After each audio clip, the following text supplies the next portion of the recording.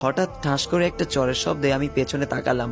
দেখি নীরব ভাইয়া গালে হাত দিয়ে দাঁড়িয়ে আছে আর সামনে মেয়েটা। আমার বুঝতে বাকি রইল না কি হয়েছে। নিজের অজান্তেই হেসে দিলাম আমি।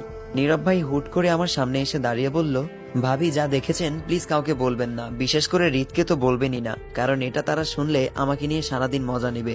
আমি একটু হেসে বললাম, কিন্তু আমি তো কিছুই দেখিনি। নীরব ভাই বুকে হাত দিয়ে একটা নিঃশ্বাস নিয়ে সেখান থেকে চলে গেল। আমিও হাতে মেহেদি দিলাম। মেহেদির মাঝখানে হাতের তালুতে বড় করে লিখলাম আর, যা রিত ভাইয়ের নামকে বোঝায়।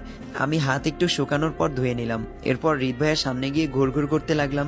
হাতটা বারবার ওর সামনে ধরতে লাগলাম যাতে আমার হাতের দিকে তার চোখ পড়ে, কিন্তু বেটা তো কোনো পাত্তাই দিচ্ছে না। খুব রাগ হলো আমার। এবার নিজে গিয়েই তাকে বললাম, আমি হাতে মেহেদি দিয়েছি, আপনি কি দেখতে পাচ্ছেন না? উনি সোজাসুজি বলল, তো হাতে মেহেদি দিয়েছো, এটা দেখার কি আছে?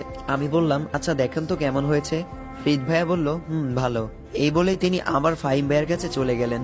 ওনার এমন ব্যবহারে প্রচুর রাগ হচ্ছে আমার। আমার মেহেদি রাঙা হাত দেখে প্রশংসা তো করলোই না, আচ্ছা প্রশংসা না হয় বাদই দিলাম, হাতে যে তার নামের প্রথম অক্ষর লিখলাম তা চোখে পড়েনি, একটুও বোঝার চেষ্টা করেনি এটার মানে কি। মনে মনে তার 14 গোষ্ঠী উদ্ধার করতে লাগলাম। নিরামিষের বাচ্চা, আবেগ অনুভূতি বলতে কিচ্ছু নাই। রাগে সেখান থেকে চলে গেলাম। হাতে পানি দিয়ে ঘষতে লাগলাম জোরে জোরে, আর মনে মনে বলতে লাগলাম, আমার কপাল এটা, আল্লাহ আমারে এমন নিরামিষ একটা জামাই দিছে। ভালোবাসা দূরে থাক, আবেগ অনুভূতিও কিচ্ছু নাই, আজকেই তুলে ফেলবো এই অক্ষর। তখনই পেছন থেকে রিত ভাইয়ের গলার আওয়াজ কানে এলো।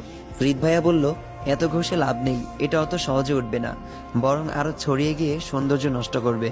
এটা যেন কাটা গায়ে লবণের ছিটার মতো লাগলো।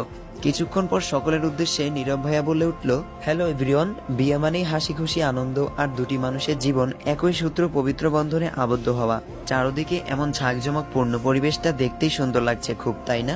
হ্যাঁ, আর এই ঝাঁকঝমক পূর্ণ পরিবেশটা আরো মধুময় করে তুলতে এখন সকলের মাঝে গান নিয়ে আসছে আমাদের প্রাণপ্রিয় বন্ধু রিত। আমার যেন খুশিতে হাততালি দিতে ইচ্ছা করছে। এবার বোঝো ঠেলা। নীরব ভাইকে আমার হাজারবার ধন্যবাদ দিতে ইচ্ছা করছে। আমি নিশ্চিত এই অনুভূতিহীন মানুষটা কখনোই এত মানুষের সামনে গান গাইতে পারবে না, আর সে গান পারে এটাও কখনো শুনিনি। যাই হোক, পরের সিন দেখার জন্য আগ্রহ নিয়ে তাকিয়ে আছি রিত ভাইয়ের দিকে। তখনই ফাহিম ভাইয়ের ছোট ভাই নাইম একটা গিটার নিয়ে রিত ভাইয়ের হাতে দিল। রিত ভাইয়া ভ্রু কুচকে বলল, গিটারও রেডি রেখেছো? তার মানে আগে থেকেই প্ল্যান করেই আমায় এই চিপায় আটকানো হয়েছে। নাইম হেসে রিত ভাইয়ের দিকে গিটারটা দিয়ে সরে গেল। গিটারটা নিয়ে মাইক্রোফোনের সামনে বসলো রিত ভাই। আমি অবাক হয়ে তাকিয়ে রইলাম, তিনি কি এখন সত্যি সত্যি গান গাইবে?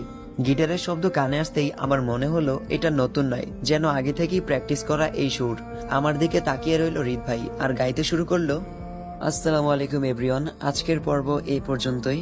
ভিডিওটা খুবই ছোট হয়ে গেছে, সেই কারণে সবার কাছে ক্ষমা চেয়ে নিচ্ছি।